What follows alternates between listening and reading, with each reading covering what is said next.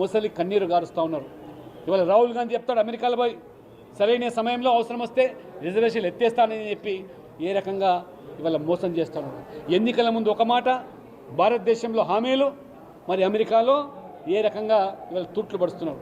కాబట్టి రేవంత్ రెడ్డి గారు మీరు కాంగ్రెస్ పార్టీలో ఇవాళ ఏ రిజర్వేషన్లు ఎత్తేస్తానని రాహుల్ గాంధీ మాటకు లొంగి మీరు పనిచేస్తారా?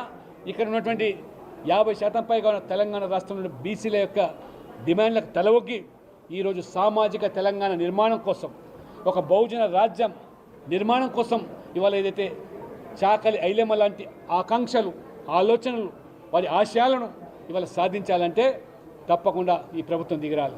ఇంతకుముందు చెప్తున్నారు ఈ కుల వృత్తిలో ఉండేటువంటి చాకలి కానీ మంగలి కానీ 200 యూనిట్లు కరెంటు మాఫీ ఉచితంగా ఇస్తామన్న గత బీఆర్ఎస్ ప్రభుత్వం, మరి ఈరోజు ఈ ప్రభుత్వం వచ్చిన తర్వాత మరి ఏదో నెపంతోని సాకులతోని ఇవాళ ఈ చాకలి వృత్తిలో కానీ మంగళ వృత్తిలో ఉన్న వాళ్ళకు ఇవాళ కరెంటు ముక్కు పిండి వసూలు చేస్తూ ఏ రకంగా ఇవాళ ఆ వృత్తిని ఇవాళ మీరు ఏ రకంగా నాశనం చేస్తున్నారు.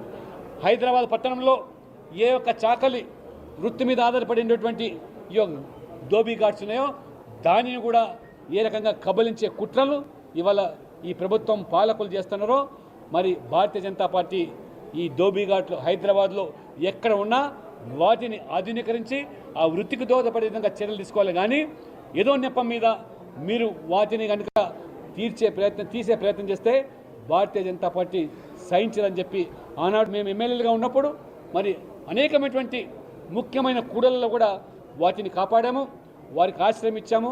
ఆ వృత్తిని కొనసాగించడానికి కూడా పలు చర్యలు కూడా తీసుకోవాల్సిందిగా నేను కోరుతుంటూ, ఈ చాకలి ఐలెమ్మకు నిజంగా నిజమైన నిలవాలు మన బీజేపీ కార్యకర్తలు మీద నిర్వహించాలంటే తప్పకుండా ఈ ప్రభుత్వంతో పోరాడి బీసీల హక్కులు సాధించడానికి నడుం బిగించాలని చెప్పి కూడా ఈ సందర్భంగా నేను కార్యకర్తలకు పిలుపునిస్తాను.